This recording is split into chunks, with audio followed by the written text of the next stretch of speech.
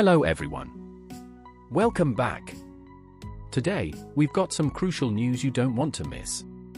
Let's dive right into the top financial headlines and break down what's happening. Goldman Sachs says Fed will cut rates in March. After the Christmas holiday, big Wall Street banks are back to work with one big task, pointing global markets in the right direction. And today, Goldman Sachs dropped a report that's doing just that. But it's not just focusing on one thing. Goldman is laying out its predictions for pretty much every major investment topic that's been on investors' minds lately. Now, I know some folks might roll their eyes and say, "Oh, Goldman Sachs, what do they know?" But I'm not buying into that kind of thinking.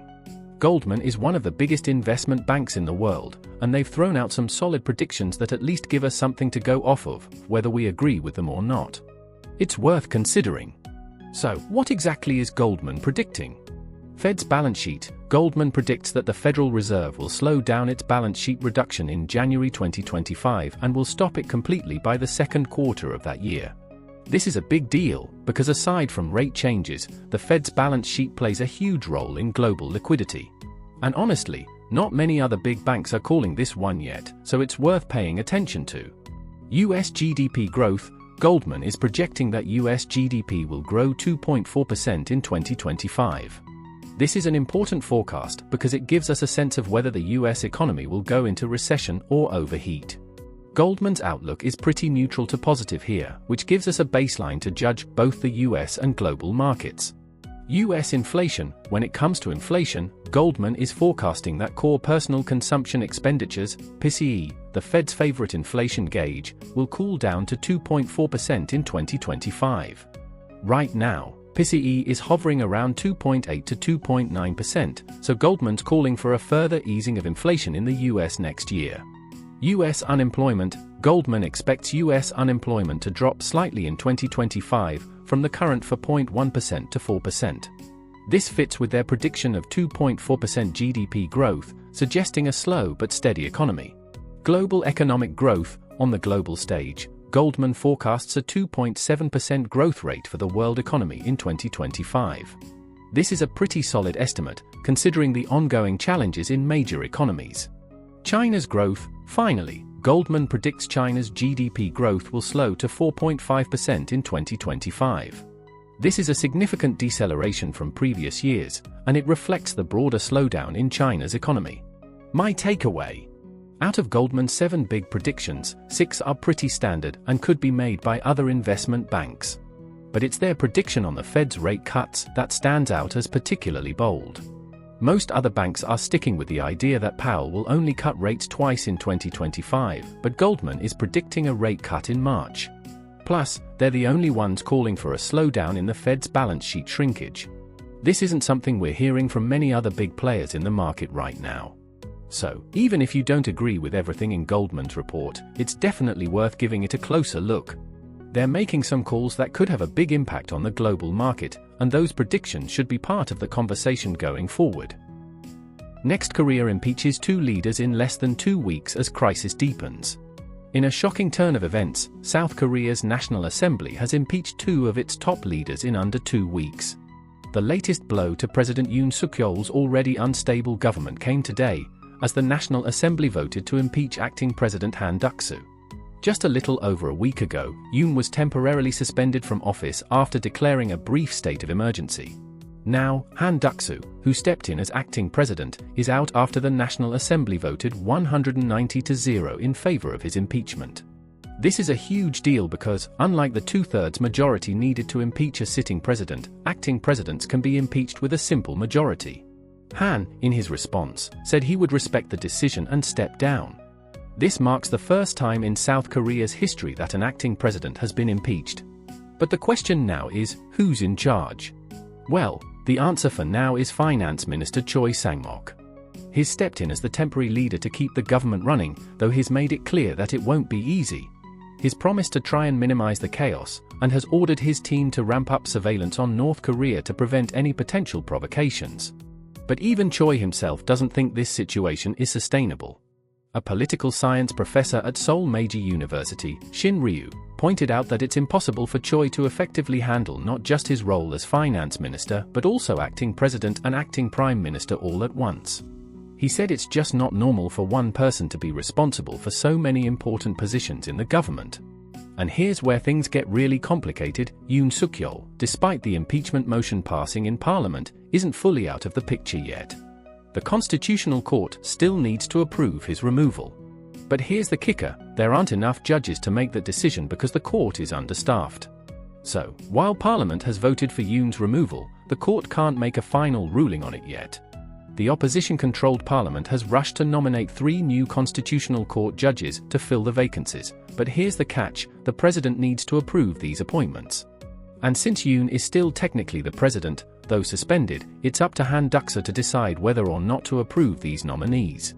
And Han isn't having it. He's refused to approve the opposition's picks for the court. This is where things get tricky for the opposition. They want to push Han out, so they're now trying to force Finance Minister Choi, who's now temporarily in charge, to approve their nominees. But Choi is under no obligation to comply, and it's looking increasingly difficult for him to play along with the opposition's game. So, what does all this mean? If Han gets impeached, it'll be the second chapter of this political crisis. And if Choi ends up taking the role of acting president, this could open up a whole new chapter, the third stage of South Korea's political turmoil. Thirdly, Ukraine sends 500 tons of flour to Syria as humanitarian aid. In a surprising move, Ukraine has delivered 500 tons of wheat flour to Syria as part of its humanitarian efforts. The aid comes as Ukraine looks to strengthen its relationship with Syria after the partial withdrawal of Russian forces and the collapse of the long-standing Assad regime. This delivery marks a significant step in Ukraine's push to deepen ties with Damascus, especially after the fall of Assad's government, which was heavily supported by Russia. Earlier this week, President Zelensky called for his foreign ministry to ramp up diplomatic engagement with Middle Eastern nations, including Syria. Ukraine, a major agricultural producer, has previously sent similar food aid to African countries, and it's clear that providing aid to war-torn nations is part of their broader strategy. According to the U.S. Department of Agriculture, Syria needs to import about 1.6 million tons of wheat this season to meet its needs. While many pro-Ukraine supporters may already be aware of this, it's an unspoken truth that Ukraine played a significant role in the push to overthrow the Assad regime in Syria. It's a fact that isn't often talked about openly, likely due to the sensitivities surrounding the issue. Despite this, the international support for Ukraine's current efforts doesn't seem to be shedding light on its past involvement in the Syrian conflict. Fourthly, Germany to hold early elections in February after Parliament dissolved. Big news out of Germany. After the Bundestag, the German federal parliament, was dissolved, the country will hold an early election on February 23rd. The German president, Frank-Walter Steinmeier, officially approved the timeline proposed by Chancellor Olaf Scholz. This comes after Scholz, a member of the center-left Social Democratic Party, broke up his three-party coalition with the Greens and the Free Democrats last month. He fired Finance Minister Christian Lindner over a budget dispute, which was a pretty bold move. As a result, Scholz lost his majority in the Bundestag, setting the stage for an early election and paving the way for a national vote 7 months before his 4-year term was set to end. In a statement on TV today, President Steinmeier emphasized the need for an effective government and a stable majority in the parliament, especially in such a challenging time. He warned that the next government will face some serious issues, including Germany's ongoing economic struggles, the war in Ukraine, instability in the Middle East, the impact of climate change, and managing the migration crisis. Steinmeier also raised concerns about external influences threatening democracy, though he didn't specify what exactly he meant. German media have speculated that he was referring to 2 main factors. First, there's the influence of Donald Trump, especially with Elon Musk recently throwing his support behind Germany's far-right Alternative for Germany (AfD) party. Second, there's the possibility that Russia might be interfering in Germany's elections the same way it allegedly meddled in Romania's by using social media and illegal political donations. So, what does the current polling look like? The center-right Christian Democratic Union, CDU, led by Friedrich Merz has a solid 31% support. The AfD is at 19%, while Scholz's Social Democrats have dropped to 16%. The Greens are sitting at 13%, and Lindner's Free Democrats are at just 4%, meaning they might not even clear the 5% threshold needed to enter the Bundestag. This early election move is pretty rare in Germany's political history. The last time this happened was back in 2005 when Gerhard Schröder, from the same party as Scholz, called for early elections, only for Schröder to lose and Angela Merkel to win. So, historically speaking, this move doesn't bode well for Scholz and his party. Fifth, the Farage Reform Party now claims more members than the Conservative Party. In some eye-catching news out of the UK, Nigel Farage's Reform Party just announced it now has more members than the Conservative Party.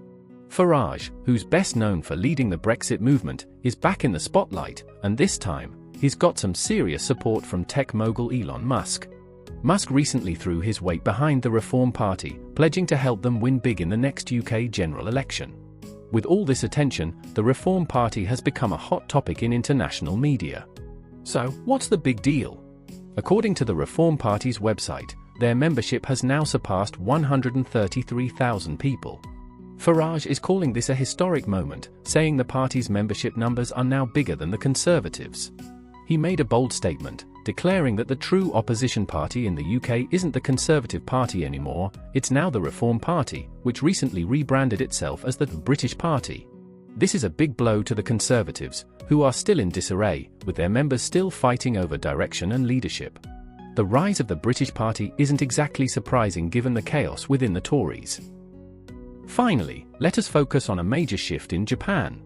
This Christmas, Japan's new Foreign Minister Takeshi Iwaya made a significant visit to Beijing, and it's turning heads in both Japan and China. In fact, from China's perspective, this visit is seen as a diplomatic gift from Prime Minister Shigeru's government to China. The meeting, which took place on December 25, quickly became one of the most talked about diplomatic events in the Asia-Pacific region. During his visit, Iwaya didn't just meet with Foreign Minister Wang Yi, he also had a discussion with Premier Li Qiang. Officially, the talks were about economic cooperation, military activities, and sensitive trade issues, but what really grabbed attention was Iwaya's comments on Taiwan, which represent a major shift in Japan's stance. The big Christmas gift here refers to the significant change in Japan's position on Taiwan. Since the time of Prime Minister Shinzo Abe, Japan's policy was clear: if there's a problem with Taiwan, Japan has a problem too. This Taiwan issue is Japan's issue stance became a core part of Japan's position on Taiwan. But with Ishiba's new government, things are shifting. For the first time, Japan has publicly distanced itself from the Taiwan is Japan's problem narrative.